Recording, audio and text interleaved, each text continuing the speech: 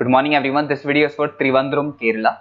So basically हमारा जो sir है, he's been teaching since 2006 and More Education के नाम से सर की क्लासेस चलती है, where he provide live classes, recorded videos, notes and books. In this video we'll talk about your course, specializations, about the best college for you, उसकी placements कैसी होगी, salary expectations क्या होगी, इन सभी चीज़ों का डिटेल में डिस्कशन करेंगे. And if you found this video informative, do like the video, subscribe to our channel, hit the bell icon. Thank you very much. ये वीडियो मैं उन स्टूडेंट्स के लिए बना रहा हूँ those who are planning for MBA का plan कर रहे हैं, टॉप 20 स्कूल से प्लान कर रहे हैं. उसके लिए एक एग्जाम लगता है कॉमन एडमिशन टेस्ट. इसके ऊपर बहुत डिटेल में डिस्कस करेंगे.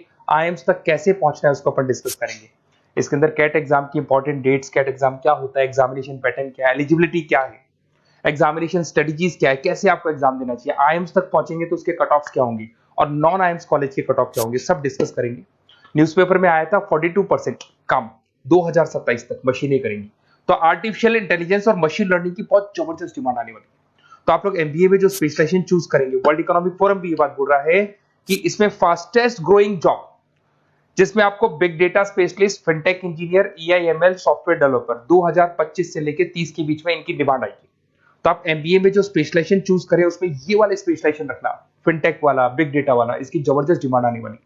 बहुत सारी जॉब्स है जो जाने वाली है, जैसे 2025 से 30 के बीच में आपका पोस्ट ऑफिस क्लर्क है, बैंक टेलर है, data entry, cashier, ticket checker.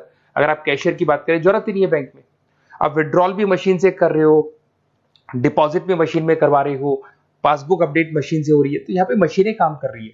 तो बहुत सारी जॉब्स आने वाली और जाने वाली है. तो आप स्पेशलाइजेशन वो चूज करना जिसकी मार्केट में जबरदस्त डिमांड है.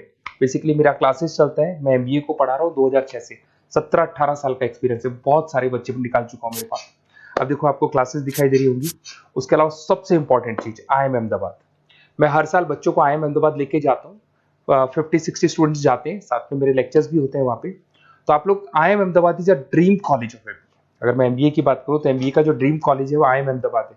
तो आप ये मान के चलो इस कॉलेज के लिए बच्चा पढ़ता है और कैट का एग्जाम देता है. अगर यहाँ से बच्चा निकलता है तो बहुत बड़ा पैकेज लेके निकलेगा. देखो हर साल मैं बच्चों को लेके जाता हूँ, दिख रहा होगा आपको. उसके अलावा मैं मुंबई में पढ़ा रहा हूँ, जयपुर में मैं पढ़ा रहा हूँ. अच्छा, अलग अलग कॉलेजेस में एज अ गेस्ट में वर्क कर रहा हूँ.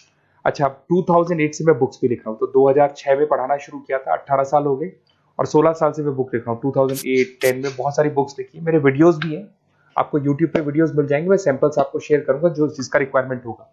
अगर आपको बेस्ट कॉलेज का रिक्वायरमेंट हो या फिर कैट के लिए कैसे स्टडीज करनी है उसका रिक्वायरमेंट है कि कौन कौन से कोर्सेज हैं कैट में, कहाँ पे आपको एडमिशन लेना चाहिए और किस तरीके से स्टडीज करनी है, कट ऑफ क्या जाएगा, तो उसके ऊपर आप डिस्कस कर सकते हो. मेरा नंबर है, इस पे कॉल कर सकते हो.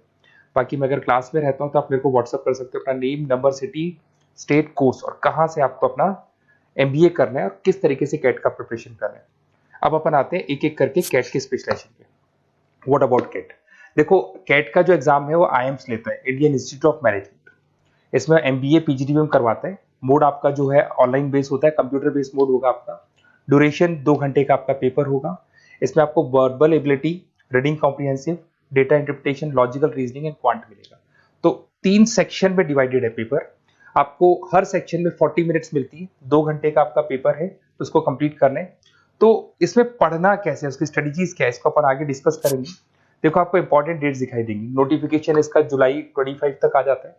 उसका रजिस्ट्रेशन अगस्त में स्टार्ट होते हैं. सितंबर में आपका लास्ट डेट है. एडमिट कार्ड अक्टूबर में आता है. नवंबर में लास्ट संडे, जो लास्ट संडे होता है नवंबर का, उस दिन एग्जाम लगता है इसका, और जनवरी तक रिजल्ट आ जाता है. अब देखो इसमें बहुत सारी चीजें जो अपन डिस्कस करेंगे. टोटल इसमें 66 मार्क्स का पेपर होता है, वेरी भी करता है थोड़ा बहुत. 40 मिनट्स पर सेक्शन को मिलता है. इसके अंदर आपका इंग्लिश है, रीजनिंग है, क्वांट है, इनके लिए अलग अलग टाइम मिलता है. 1/3 इसमें नेगेटिव मार्किंग रहती है. मतलब अगर आपने कोई किसी ऑप्शन बेस्ड क्वेश्चन को तुक्का मारने की कोशिश की तो 1/3 कट जाएगा. एमसीक्यूज में नेगेटिव होता है और बाकी जो सेक्शनल कट ऑफ जरूरी है इसके अंदर. मतलब ऐसा नहीं है कि आपका इंग्लिश में स्कोर आ गया, मैथ्स में नहीं आया, डीआई में नहीं आया तो सिलेक्शन नहीं होगा. इंडिविजुअल आपका इंग्लिश में भी आना चाहिए, मैथ्स में भी आना चाहिए, डेटा इंटरप्रिटेशन में, तीनों में आना चाहिए आपका. और एमसीक्यूज में जो नेगेटिव मार्किंग है एमसीक्यूज के लिए होगा, नॉन एमसीक्यूज के लिए नेगेटिव मार्किंग नहीं होता है. उसके अलावा अगर मैं एलिजिबिलिटी की बात करूं तो जनरल का अगर स्टूडेंट है तो 50% मार्क्स चाहिए. अगर आपका 50% से कम है, you are not eligible to give the CAT examination. अगर एससी, ओबीसी, रिजर्व कैटेगरी से है तो 45% आपको चाहिए. देखिए, और एज लिमिट नहीं है, कोई भी बच्चा एग्जाम दे सकता है. फाइनल ईयर का स्टूडेंट दे सकता है, फाइनल ईयर होने के बाद भी वो एग्जाम दे सकता है. अगर मैं स्ट्रेटेजीज की बात करूं, देखो बार बार मैं एक चीज बता रहा हूं, जब भी आप पेपर को अटेम्प्ट करते हैं इसमें टाइम कम होता है, क्वेश्चन ज्यादा होते हैं। तो यहां पर आपको रिजेक्शन आना चाहिए, सिलेक्शन नहीं करना है, रिजेक्शन करना है। बहुत सारे ऐसे क्वेश्चन होते हैं बहुत ईजी है, उसमें 4 से 5 मिनट खराब हो गए और आपने उसका राइट आंसर निकाल दिया। अरे भाई वो 5 मिनट में 5 क्वेश्चंस करने थे आपको, उस क्वेश्चन में फंस के आपने 5 मिनट खराब कर दिए। तो जो क्वेश्चन इजी और आपको लग रहा है सॉल्व हो जाएगा बट टाइम लेगा, आप उसको छोड़ दो, रिजेक्ट कर दो। वो क्वेश्चंस करने हैं जिसमें टाइम कंज्यूमिंग कम होता है। आप अगर टाइम को एकदम से वेस्ट कर देंगे ना तो बाद में रियलाइज होगा टाइम चला गया, क्योंकि मैनेजमेंट एप्टीट्यूड टेस्ट है, जैसे गवर्नमेंट एग्जाम के टेस्ट होते हैं। तो यहां पर क्या टाइम सबसे बड़ा इंपॉर्टेंट फैक्टर होता है आपका। तो बेसिकली एक्यूरेसी होना चाहिए, स्पीड होना चाहिए और आपका टाइम बैलेंस होना चाहिए, और साथ के साथ कौन सा क्वेश्चन छोड़ना है और कौन सा करना है।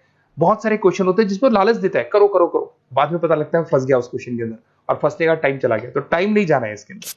उसके अलावा देखो, अगर मैं आईएम्स की बात करता हूँ, आईएम्स में 99% आईएम अहमदाबाद इज 99% आपको चाहिए। उसके बाद में अगर मैं बात करूं, बेंगलोर 99, कोलकाता 99, लखनऊ में 97 टू 98 चाहिए, इंदौर कोझीकोड में 95 टू 97। तो परसेंटाइल तो मान के चलो, अगर आपको टॉप कॉलेज चाहिए ना तो 99 प्लस परसेंटाइल चाहिए आपको, ठीक है। उसके अलावा अगर अपन देखते हैं एफएमएस दिल्ली, नॉन एक्सेप्टेबल जो कैट का एग्जाम तो लेते हैं बट नॉन आईएम्स है, वो भी 99 मांगता है। एसपी जैन भी 85 टू 95 मांगेगा। एमडीआई गुड़गांव 95 परसेंटाइल मांगता है। आईएनटी गाजियाबाद 85 टू 90 मांग रहे हैं। तो कॉलेजेस तो बहुत हैं, और ये मान के चलो आप 80 से लेके 99 के बीच में अगर आ जाते हो तो आपको टॉप 20 स्कूल्स मिल जाएंगे। अगर आईएम्स भी नहीं मिलता है तो उसके नीचे के स्कूल्स मिल जाएंगे। बाकी अगर इसको डिटेल में आपको डिस्कस करना है तो मेरा नंबर है, आप कॉल कर सकते हैं। अच्छा, उसके अलावा मेरा नंबर आपको दे दिया मैंने। अगर मैं कल क्लास में हूं या कॉलेज में और फोन नहीं उठाता तो व्हाट्सएप कर देना, अपन डिटेल में डिस्कस करेंगे सारी चीजें, और कहां से आपको कैट करना चाहिए, कौन सा इंस्टीट्यूट बेस्ट रहेगा वो भी मैं आपसे डिस्कस करूंगा, कौन से कॉलेज में आपका एडमिशन लेना चाहिए वो भी डिस्कस करेंगे, किस तरीके से आपको पढ़ाई करनी है, नोट्स कैसे मिलेंगे, वीडियोस कैसे मिलेंगे, सब डिस्कस करेंगे। Okay, best of luck for your CAT examinations. और कोई कॉलेज से रिलेटेड क्वेरी है तो वही आप मेरे को कॉल कर सकते हैं। Okay, best of luck.